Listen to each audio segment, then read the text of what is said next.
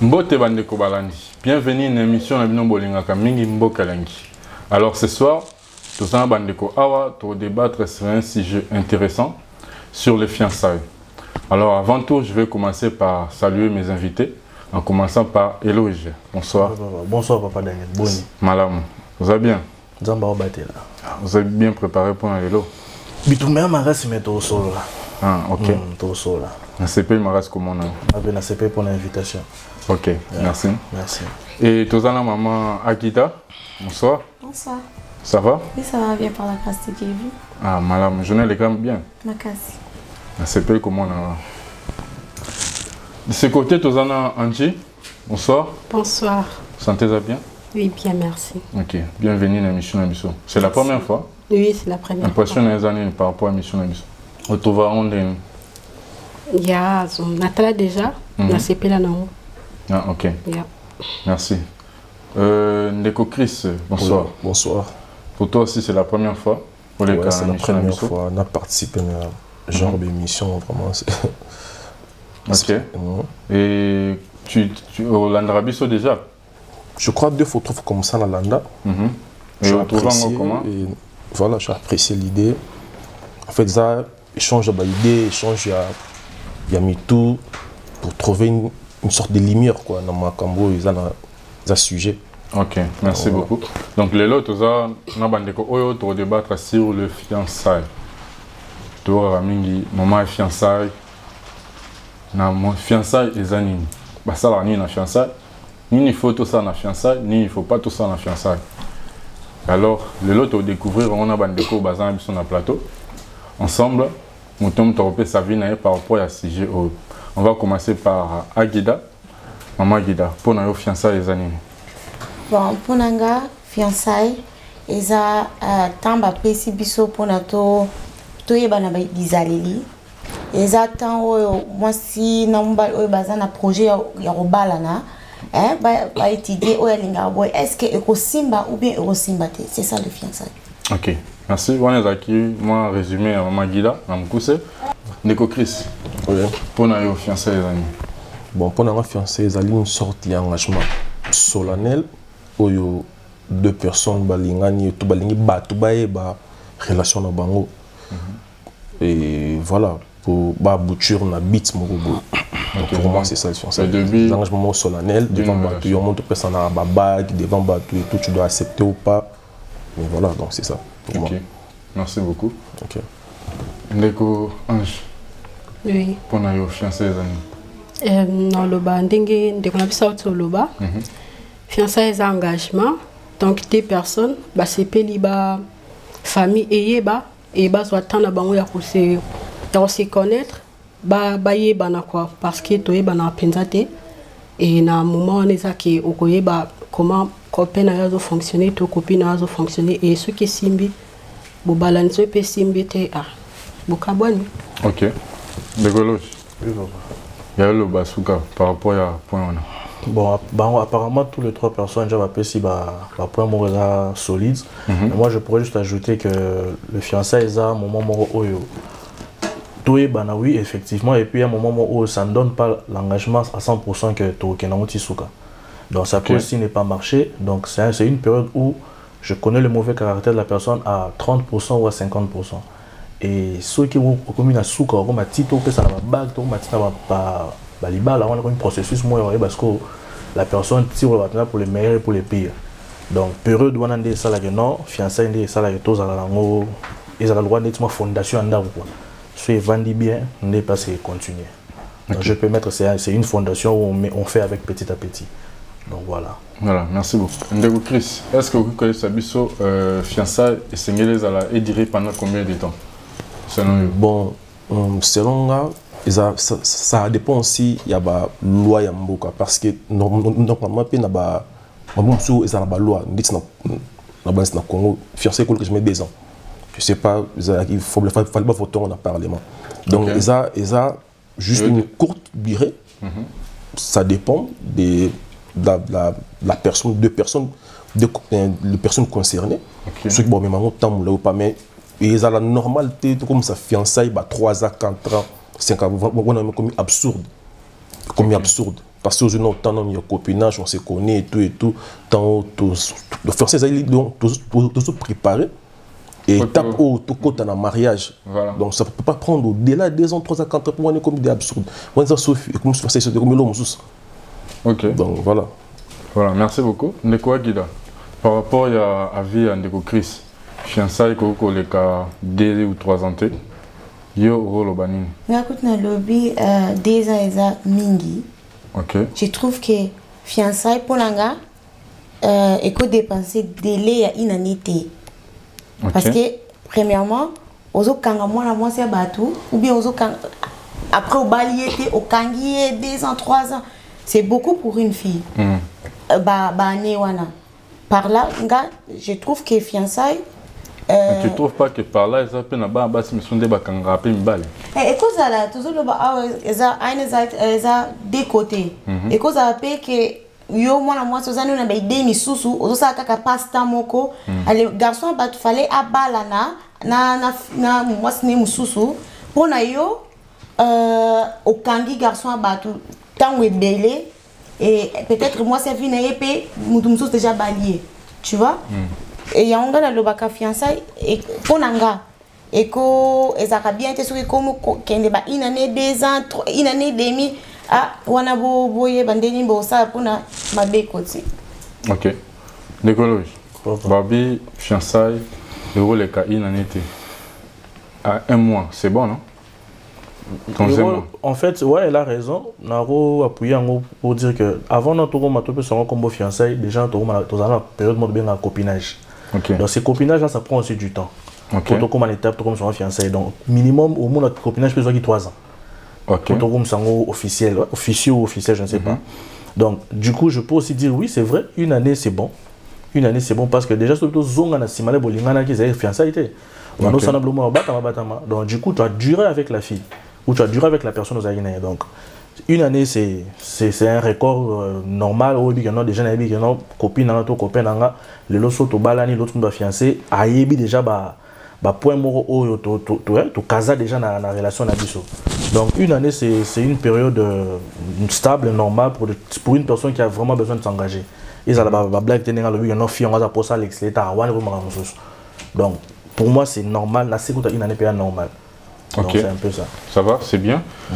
Mais Ndeko Angile, j'aimerais un peu savoir Ndeko Wabi qui est fiançailles aura une année tout ça, moins d'une année.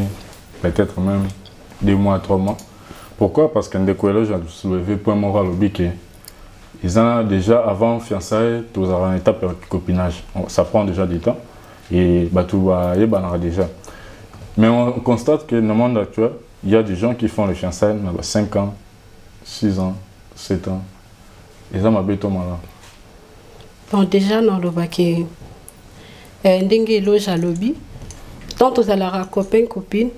Mais là déjà tout ça là déjà battant où est-ce que tout est bani quoi où est bien na ebio lingate ou yo linga et ce qui ponanga ce qui montaye ko fiancenga c'est-à-dire a déjà prêt à fiancenga et à ça déjà à ça complet en fait à ça déjà complet to préparer déjà leur mot peut-être dans 3 mois 6 mois quelque chose comme ça to aussi les samakam parce que non c'est non nazoye batang nazala moamke tant nanga ya balaka ils allaient jamais que au fiançailles balai tie bag après ils battant non ils allaient coûter landana comme on a lelo babengango kanga lupango non baé bakangeli lupango peut-être 2 semaines après baé boye badot après voilà jamais na fiançailles toko vanda boye 5 ans toko miko bota na fiançailles non tu sont bota fiançailles oui.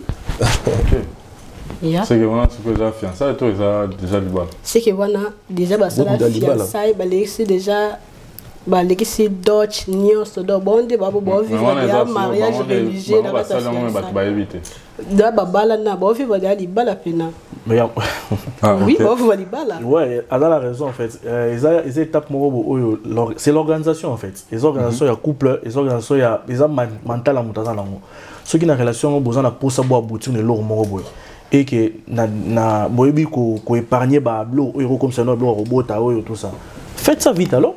Aussi ça m'a remboursé, on a déjà puis ça maman on a propre, mais on ne dit pas que non bateau va boire dans la période de fiançailles va mabé. peut-être bazaki na possibilité, je ne sais pas, il y a comme ça marrant soit accident.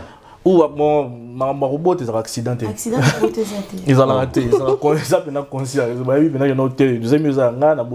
ils ont accidenté. Non, au début, des fois, on va vite avec les vite avec 6 mois tout, on a ça la fiancée tout, mais après tu regrettes. Vous comprenez? Donc comment je dis, comment je parle? Tu es pour? Oui, pour plus de temps, parce que l'amour, ils ont leur sentiment, c'est, ils ont leur comment peux-je dire? Ça change de forme de fois. Moi, échanger un mot, changera forme. Aujourd'hui, il y a le cause amoureux, il y a fille, homme tel et tout. Mais après quelques temps, ça dit que bloc ils ont sauté. Ça peut sauter. Il y a ça qui est, il y a quoi penza bolunga montu. Après d'un coup, il y a un abina. L'amour et ils ont un mystère nan. Je ne peux pas comprendre. Il y a des gens autour de l'amour, les gens disent bah balani pena mariage danger kafka millions. Mais après 2 mois, 3 mois, Bakaboni. Ok. Il y a des gens qui prennent le 6 mois, la danger, tout. Bakaboni. Tu vois? Et ça, par rapport, il y a conscience, il y a Moutou Oyo, Azo, Alingi et l'Ogono, tu vois? Ouais. Parce que moi, c'est bon, a été. Franchement, mes sœurs, on a une vérité. Au fan de Anna Moutou, au Mouta Kalikila, Azo, peine temps. Parce que l'homme, mon bal est mon à 4 mois aussi. L'homme mon bal est pour un reflet naïe. On a linga bon, quand on a reflet naïe pas moi aussi, néanmoins à s'engager habiter, on a pour venir à bien fille. Mais la situation est occupée qu'on changer. Il y a un mot et c'est un café ça en a temps. Vous avez un temps vraiment vraiment bien, tu m'assures que c'est la bonne personne au nom à ça l'année. Vois j'en ai à souka. Donc, faut te barrer l'eau quoi. Il y a que tu fais 1 mois, il y a 6 mois fiançailles, 2 ans copinage, tout au balani. Oui, c'est bien. Ça peut marcher ou pas. Mais Boulou échangera la forme plus tard. Boulou, on a jeunesse, on a besoin de la même chose. Moi, c'est comme la banane, moi, ça changera la forme. Nous faisons préparer la boulot qu'on a tout. Ok, c'est intéressant ce que tu viens de dire. Ganda no baboy. Côté de kombala lobby que na fiançailles, au mona ba humilité 6 mois, ba ke après ba kabwani. Déjà toko vanda ta 10 ans, to ino yebo ko leka no yebo makasité. Au mona toko vanda ba temps ebele, no yebo te que oui na yebio bien non. À chaque fois, toujours vendre, toujours continuer, nous trouver toujours des biloko mo peut-être ya sika sauce o ezo bima pa na yo. Donc toko yeba na kati tina des hommes il y a un lobby ça prend du temps. Pour connaître quelqu'un même la relation ça prend du temps même pour la vraie amie, je dois prendre du temps à t'égaler l'autre côté l'autre temps pour me non. Voilà, on y attend qui copain copine. Ceux qui déjà boumeli, ceux qui boivent sali 2 ans de lobby, qui au moins qui a déjà mon toit naté. Ça sert à rien, il y a même une fiançailles. Ça clair au tiki mutabatu à qui a sali makamnaye. Ça ne peut pas chance. Non. Mais oui, non, c'est vérité. Oui, bah tant souci a changé. Mais voilà. Vous comprenez? Bah tant souci a changé oui, mais so oyebi que l'amour supporte tout. So yo lingi mutu c'est-à-dire yo yaka ade au lobby na que il faut changer. Non, il faut aider à changer. Voilà. Bon, c'est pas non bêtise. Ce bêtise. L'amour supporte tout. Mais l'amour supporte tout. Dans tout, on met dans le bêtise en rate. Parce que quand tu aimes la personne, tu dois comprendre le côté négatif, n'a fait comme un côté positif. Non, c'est faux. Même écoute, nous avons j'aurais bêtise sur l'amour supportant au soute. Ok. Ouais, supportant au soute. En plus, les amis là trop c'est trop. Vous comprenez? Et puis ça dans la relation. Non, ce n'est pas fini. Oui. Oyebi ata ozalaki osali 5 ans de fiançailles. Jamais okoyeba elongi vrai ya mutu wana. Sauf tant ozovana naye chaque jour. Mutu relaxé elongi naye ya vrai. Voilà. Il y a personne qui a là qui ça et long naï ba défaut naï na fiançailles et ça na ngoté parce que na fiançailles biso nyoso attention ko sokola raté il y a on sokola raté au loba au sokola rata 4 fois par jour ozomona ayetango ba robala yo et komi kuna au sokola raté oza salité et bimara na kati libali bimara na fiançailles te la fiançaille au petit qui beauté au bimi n'est-ce pas il y a on ba cité siko mutabongo a sokola rana soit vous na fiançaille ko sokola 4 fois 5 fois comme nanda go boye sokola des fois yo soko s'appelle na ngoté après Donc, au balier déjà, après, au moment où tu as la sauce, c'est l'ibanda. Mais oui! Ok. Je te dis, frère. Non, voilà. Nego, éloge. À quoi nous sert le fiançailles? Mais on vient de le dire au début ici, on a tout des. Voilà, parce que par rapport au Bandeko Balobi, nous avons dit que les moi, toujours Kinde, toujours Kokoma, toujours se joindre ensemble, parce qu'il y a le pour, il y a le contre. Maintenant, on a une version par rapport à Oubang Balobi. C'est pourquoi on a posé la question à quoi nous sert le fiançailles. Dans la vie, il y a toujours le pour et le contre, il y a toujours la lumière et la nuit, il y a toujours les yin et les yang. Donc ça veut dire que Moutoroye Baraekate. Ozomona mutoko barakate surtout biso mibali o to sarabat mo donc na biso fa jour nazo lingo na biso maloba mo bole o lera to nzima oui to mo développer le bolingo ngo na changer lo donc na maloba ya souti ozomona donc au mutu na non le to linga na esa kono ni o yebi ko na lo barakate donc ça veut dire que prise mo boga non déjà aux mutu na o ya na ba ki soza na mental lo mamosa na mutu ngo lobi. Tu sais comment tu vas avancer avec la personne. Les fiançailles, ce n'est pas que ça moi cours mon repose ou pour n'avoir bandé ok non cours exact. Ils ont des mères à Zawa, n'a qui n'a la fiancée n'est pas comme le Liban et un toye bininga salama. N'a pas je n'ose pas y avoir comme la bin ensemble maintenant. Parce que au bébé la place c'est au bon ça toye bité. Nous au monde. Il faut seulement s'attendre que non toute la négativité t'es dans un marambon mais tout ça moi positif dans mon tout mais si y a moi faille moi comme il bosso si y a arrangé on peut arranger. S'il y a pas arrangé dans la Bible c'est écrit le fiançailles ils a possible et au quatre ta relation ils ont les sous-moutés il y a les sous-moutés au quatre nos relations c'est simple faut pas faire l'hypocrisie comme ça on laï pour après le lobby on ballon à cause nga nazo souffrir na bananda mais vous avez la possibilité place mo au quatre mais yo c'est nous les qui ça non sur le long mouton on pas des bêtises au moins après il y a un belé biso à mi qui est toujours problème on peut moi trop nous sommes tout coup on a peu moins mingi ba frère na biso ba grand frère na biso oui basé bien ba problème moi na au lobby ba coup on a problème au ya basina mi bali donc tout le monde est pourri dans la tête après pourquoi parce que Burkina moi mbangu bosema vite fait pour na raba mon na no balaki ou ça qui fiancé au botaki voilà mais après le bonheur dans le mariage aux vivre en côté c'est ça d'ailleurs tu fais l'image comme ça propre tout ça mais à l'intérieur de chez toi c'est mort. Donc ça processus mort boy ngana ne surtout ba fille na fiançailles moi respect maman et au moment donc mère a parlé mettons comme na ndako sentiment mais on ndo kyotoni du moto na la ndo kyotoni la na moto normal ma balle belé mon frère je te dis vrai ma balle belé fandi na fandi léo na monde et c'est que là il y a pas raison pour les enfants pour na bana pour na mais bolingo fondement pena bolingo et ça a sauté ok tozon na wana mais frère Chris ouais na peso conseil mo soko lingo yeba moi si ce qui tango robala ye akozala ndenge nini tala ndenge nini azaka na yote mais tala ndenge nini azaka na batu tala ndenge nini ase comportera na famille na bango na ndako na bango kuna et hypocrisie na famille ezate ozo comprendre ce que moni fi wana amakaba parent amakaba mikolo amakaba boy ke ba ko balete pona tango o kote na ndako akomanke yo c'est clair yango na nation peu moi sima vous savez à l'époque to banda ko to loka sango na quartier non mama ya ba éloge na mama ya ba agida ba ba no bana biso ba bala ni ba sali to ba bala na obinga lo bango lo fezonga kopa ne fezonga ba para ba ndo kuta moi no bien moi na ba bien to ba sa bana biso pour début somo le toke pour na ba so kuta wa nzelana nde bon be so problème na ba no libala to kuta ba pour toi parce que le rôle délié on a sur face moi vous pardon on a sur face moi bon pour avancer na yo mais là Burkina parce que yo ça pour que ne place ngo mais maman yo le film yo wana papa yo mo mitala mais nakata na ko AVC toni OK kopa kalizala na bien kopa kalizala bien mère pena chalu ki muninga na yo na mwana to balisa bango na ba koko na ba bala ba master grande sœur na yebisi master ne que non to bala leki na poto ki master so tikala ba tikala ni ba maman so ma mukile. Merci. On répondre à mère, on appelle au Mamouké. Cleva Pro de l'excellence dans la simplicité. Bon, si on a besoin, il y a la qualité image à Kitoko, il y a la Cleva Pro. Si on a besoin, il y a décoration à salle de fête, tout ça, Kida Events. Donc, on a Cleva Pro de Marmeza à Kitoko. Voilà. Mon famille, Lélo, comment on peut se faire pour ok, non, je suis en on vit surtout nos bases pour voir mille na hypocrisie.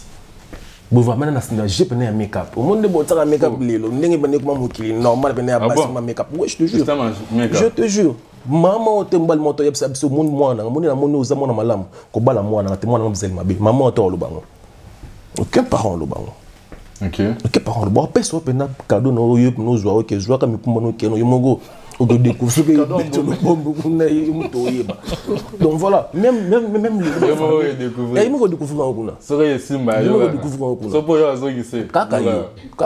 mais bon, je suis allé condamner bango, écoute na onda na nzipa, na poche bango, style non. Tu comprends? Donc c'est pour dire quoi? C'est pour dire que même les lots tous ça sous na ba repère ya sauté.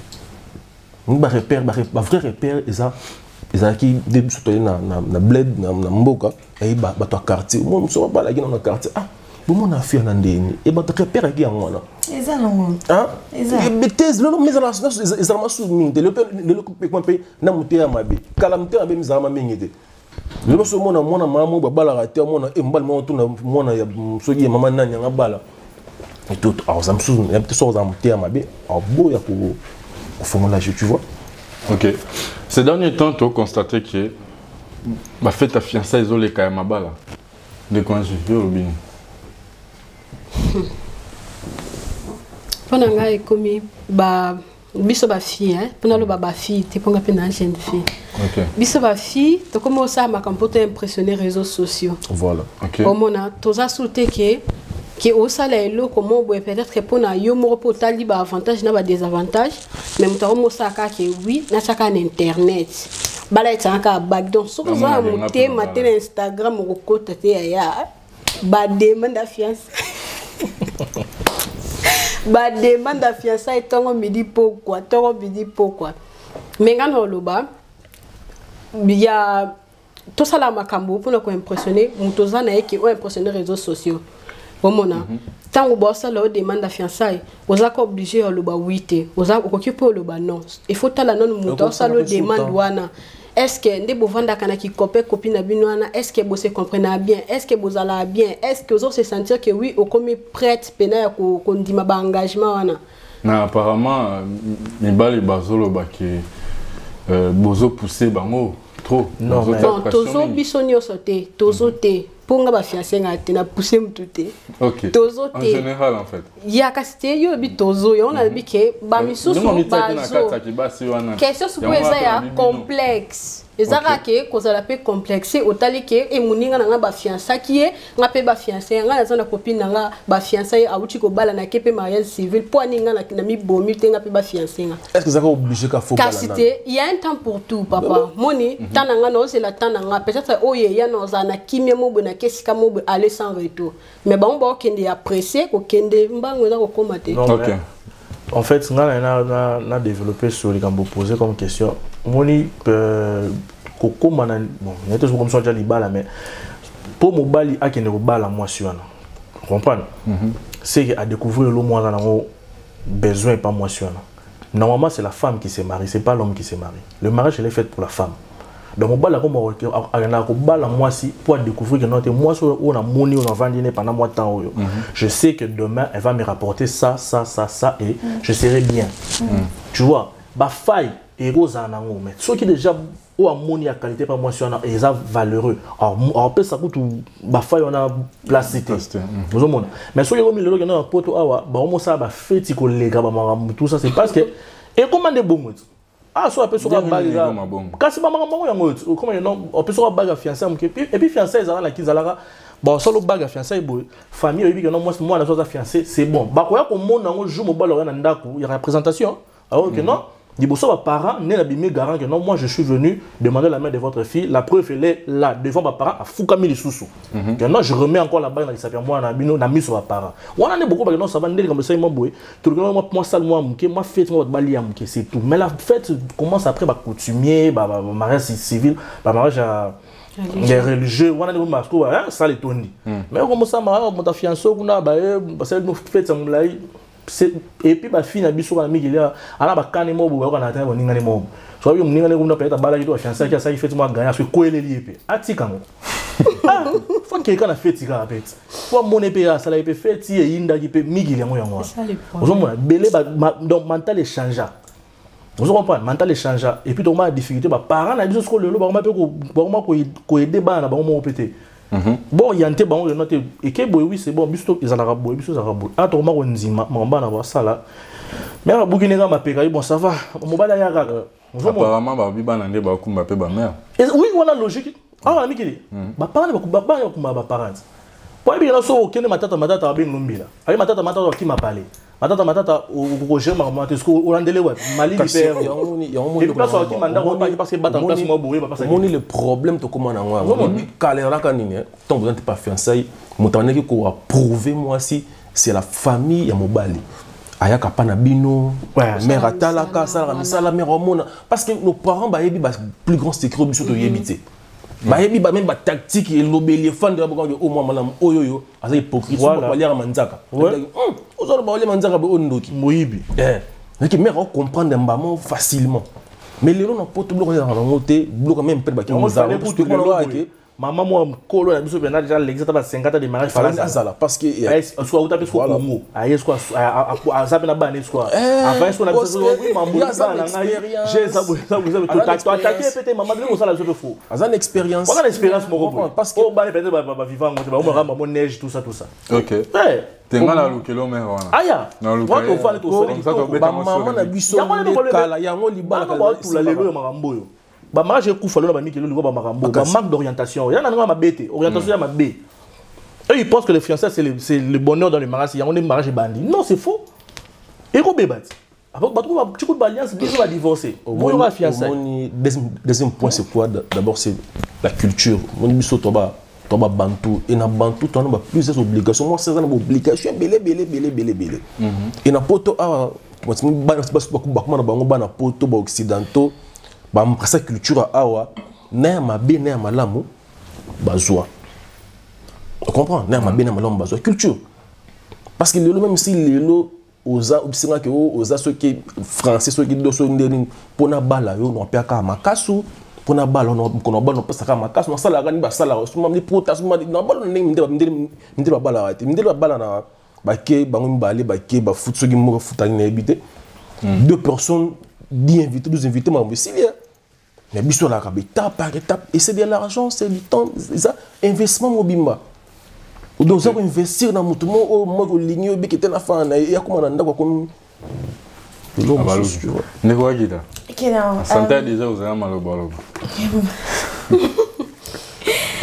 ngani karana lo bongo na zimwa ba abi ko doji mandam na wa bango voilà ya kaka na cha point na partie place frère na réseau le baquet faut qu'on investir hein on dit qu'on investir na moi c'est lingo bala OK mais les investir on lingo investir oye na fiançailles et mongo ya business na ndenge on lingo ki oza moto yebani ou bien moto yebani te neti ngai soki na sali fête faut za fête munene parce que na yebani partout na Europe na yebani na France na Paris na Angleterre boy na Afrique ba pios ba rolinga koya na fête ya zela ata fête anniversaire so nga sali fête anniversaire et aux amukete ba mususu ba se limiter ba ki na restaurant et ça fête nga siko niti yo peut-être aux amutu moko oyebani niti tout le baka exemple moi na Kofi tu peux exemple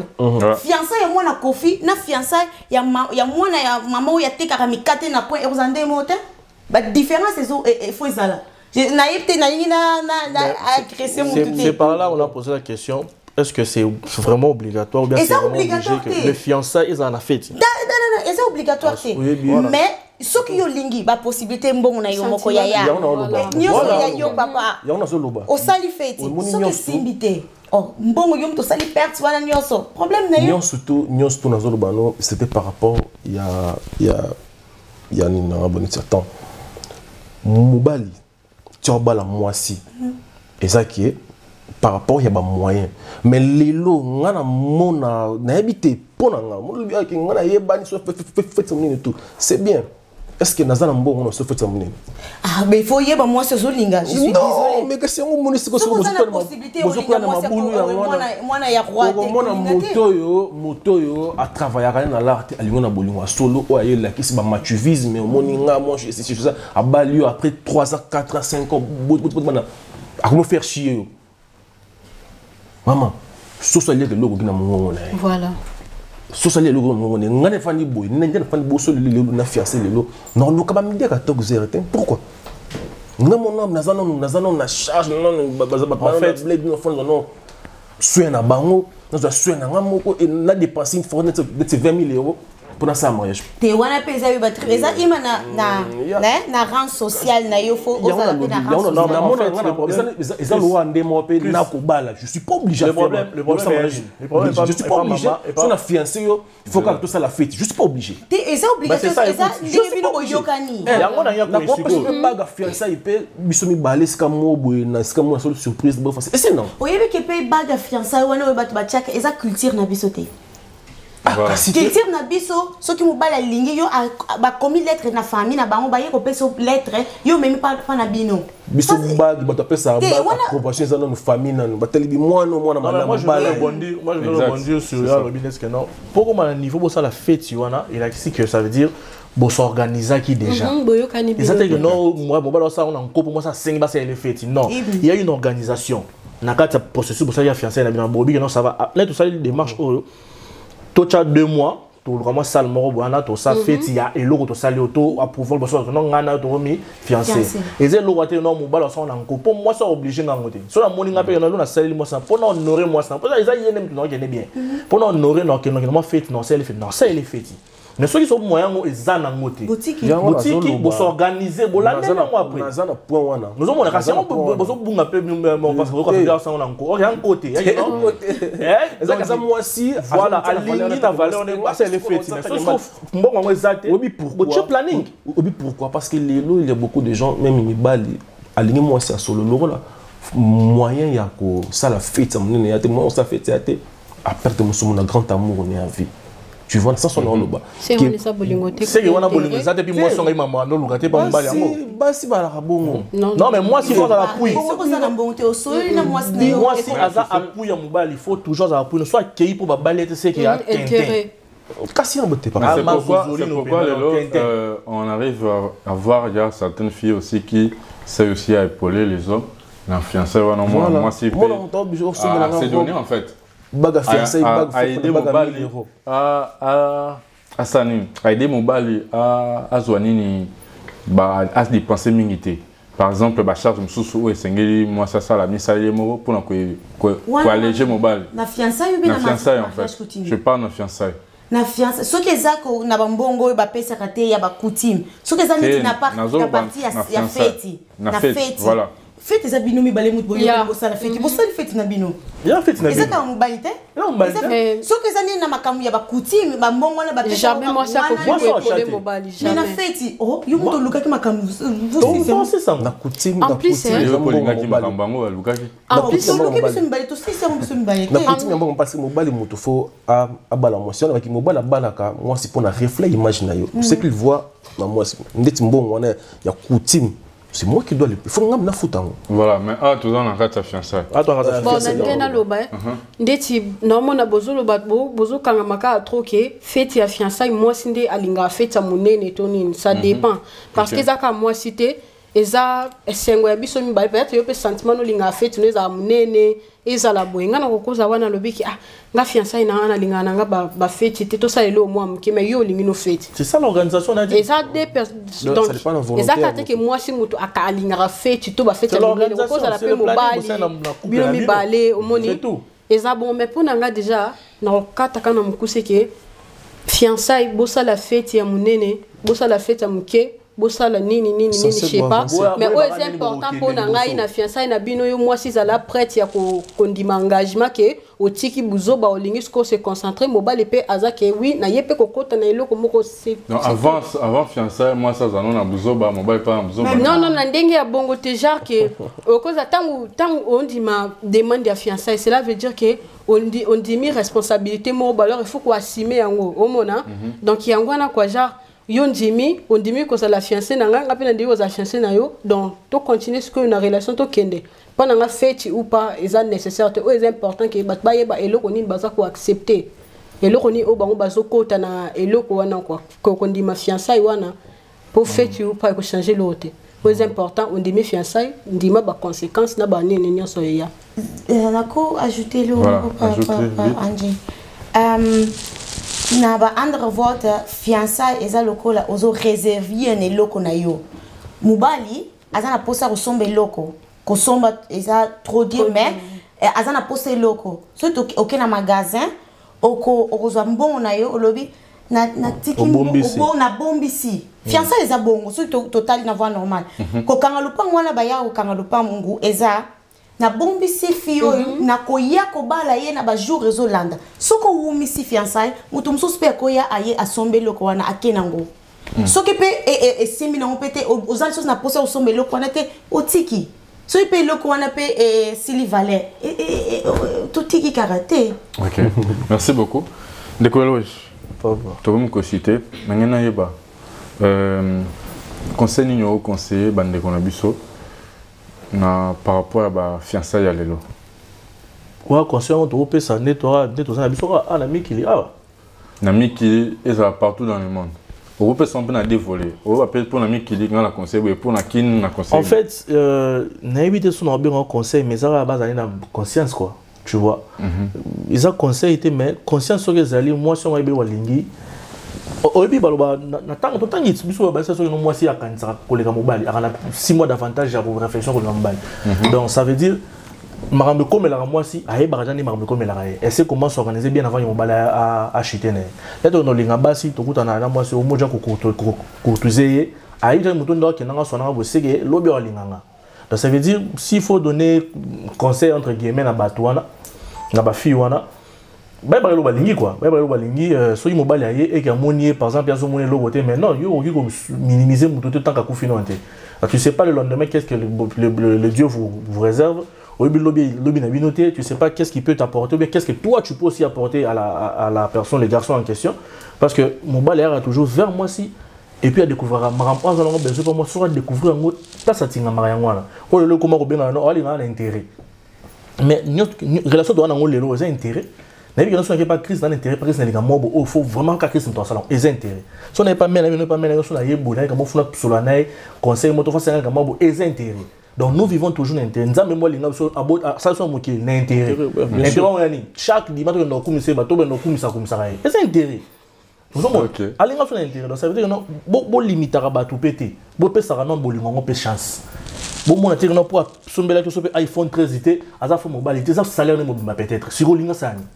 Si quelle chance beaucoup malin mais pour avancer pour aboutir dans les gamins on ça primordial les valeureux dans sur para nanu. Pour le bana ba mo sa ba no ba parla ba mo pesute on a seulement amené vite fa ka balinda seulement amené sope fiançailles ne ba fiançailles aki ko to ba mbalomba mo moi papa zo la d'autres faisons là li pour te faisons avec yo mi kendeli déjà OK pour nous motiver parce que tata beno avant na famille bi no mo na basali fiançailles mais processus suiga wana tu vois un peu donc les gens ont tous avoir la conscience to beloni to lingi et puis toi avancer nango et ça la bien et arrêter de préjugés arrêter de donner des images moko au bino apparemment boyer bara déjà avant. Ok, c'est pas ça. Nous avons bien quoi. Ok, merci beaucoup. Aguida. Ga conseil ming na opesa biso ba fille fiançailles ezali balate attaque copinage coûte nazo longolango parce que wana pour na biso ba chrétien qui copinage ezaka te hein fiançailles ezali balate bolingate bo pesa mibali ou bien ba fiancé na bino oyo keza garder pour na mariage. Ozomona sinon yango pe tozomona rake na maria ba mibali misusu bazo sala pe na tina te babala yo parce que yo déjà okenda wawa okenda ofele ofele misusu pe ba garder pour na mariage eza ebele na fiancé wana eza loro o pesa na fiancé yo ndenge ozana fiancé te pe na oza marié te na oyeb sauter na oyeb sauter mais yebisa bango ba yeba te non, il y a ça dans la tête. C'est vraiment pas mal. Bah, pour ça. Il y a le bail, non, mais quoi, il faut maman, mon cola fa zala, azana espérance, ça lui avoir aider bisopé. To bombio. To zonga la personne. Continue. Ezana biloko que il faut se préserver. Mobala yo ka guya ko ya ko bala yo. si comme mibali bazo si la goût ya ko bala biso parce que yo na mutabala na mama 50 ans na mama ya 45 ans bokokana sikoyo babo yo balo poani na tina nini pour baloter parce que sakani no kaka basili kaka na fiançailles ngo peke na on va tete boboti bana bakomi na babali pe kaka na ki fiançailles wana divorce la fiançailles kaka parce que OK trop vite opesi mobali goût ya ko baloter faut opesa mobali goût ya ko bala kayo voilà.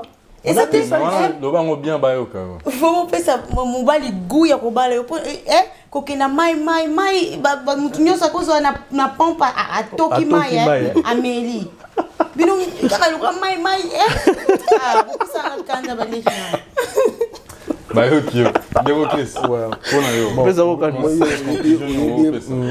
avant de conclure na ko yebisa na bisa maman mère na biso moi rapide car moi deux trois paroles au moni ça ndeko bike c'est qui lilo le monde évolue de façon très vite. Oh, bah, Valère, les Kalalelo et ça dans nos sauté. Ça a peu d'importance. Ça a peu d'importance. Donc, et quand nous sommes chrétiens, nous chrétiens, on dit que ça a une seconde chance. Nous avons appelé la ligne B, la zande, mon maman 50 ans, mais on dit que papa c'est mon père, la ligne, vous le gars, tu as dit que loi bébé. Donc, on a faut battre baba na bango te seconde chance ko ya muku apera na valeur na wana zo conseil ba kende na ba kende ngo mali mali yaki muku obwa na balabala ba pe musu azape mona muku wana pe na valeur ko sa ba mo mulai kaka yo muku wana kaka yo mo lelo rotika muku wana okoluka eza comme ça ba mo mulai to ando chité mais comprendre mulai oui batu babala pe na mona pe babala 5 bala ti voile kolo baza mabana 5 mbala bote bana na ba on les ablons toujours encourager ce qu'on va trop ya kala mingi ta to koki pe ko pesa batu ko batu espoir te oyo ba koda victime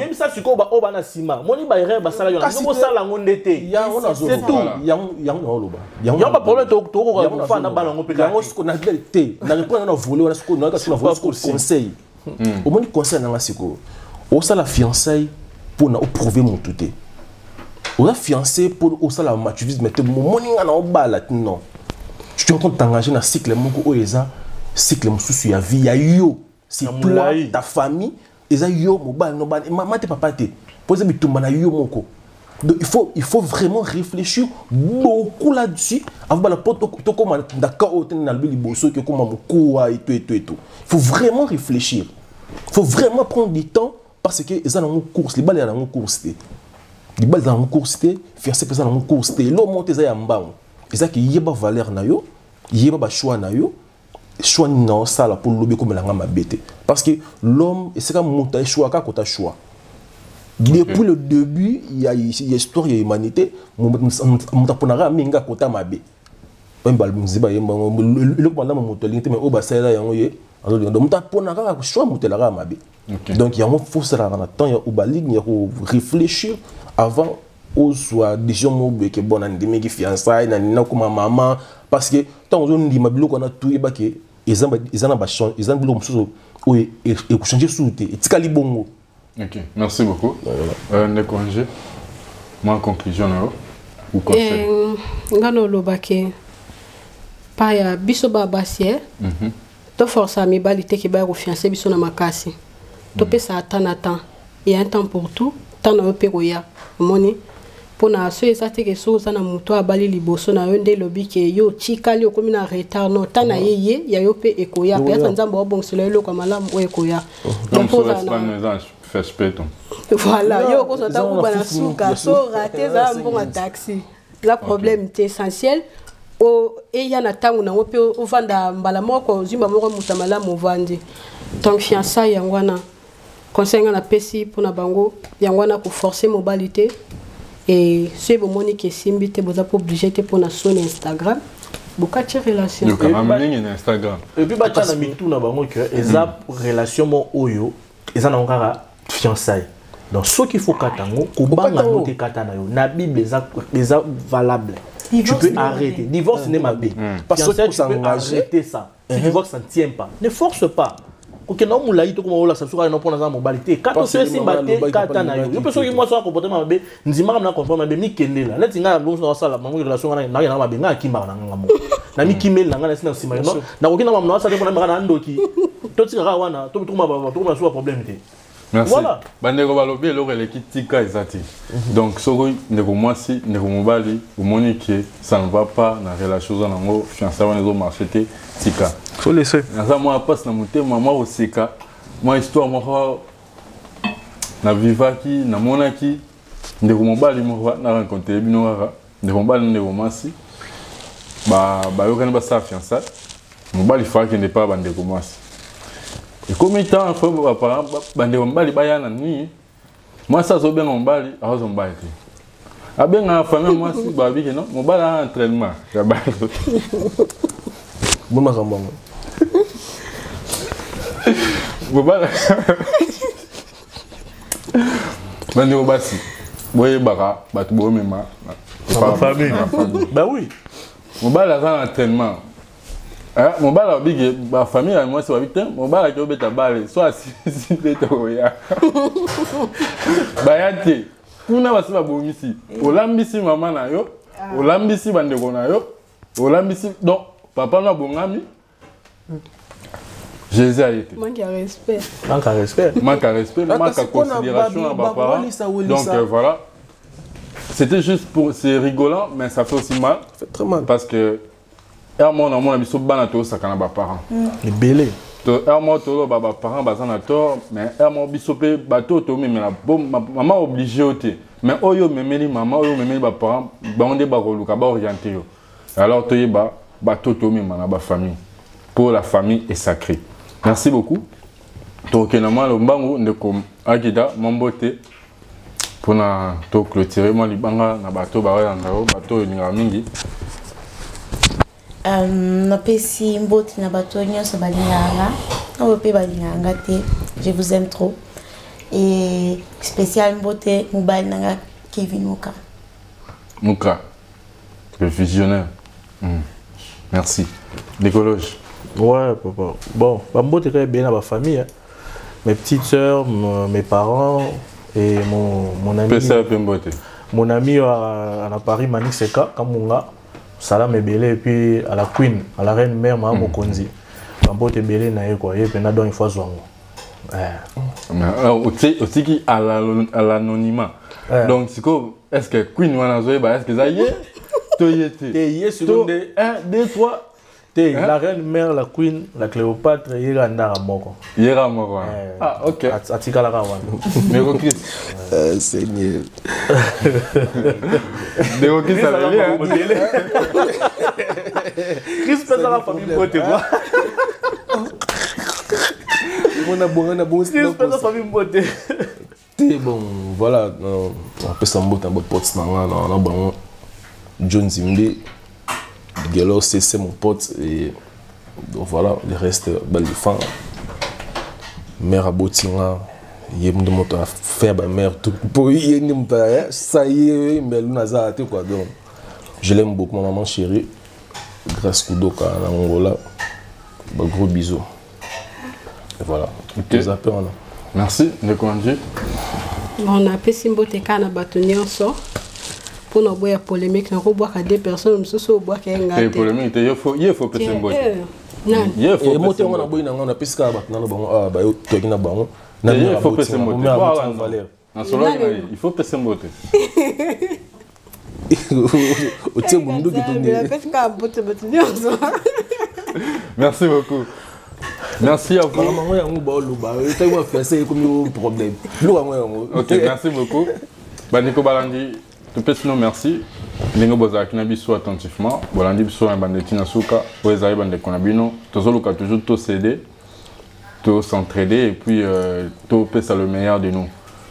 Alors oezai ki mission no bolinga mingi bokelengi. Je dis merci à mon réalisateur Jonathan de Game, hein? L'homme à 20 doigts. Ici ma caméra, donc Babou Abassamba. Merci à toi pour le service rendu. Et Nabo Sanité, Dani Komasa, hein, Moutamalonga, Motomotouya. Na gauche, na moni Clinton Double King, le petit frère de Jésus-Christ. À Londres. Batika Umela. Alors, je salue tout le monde.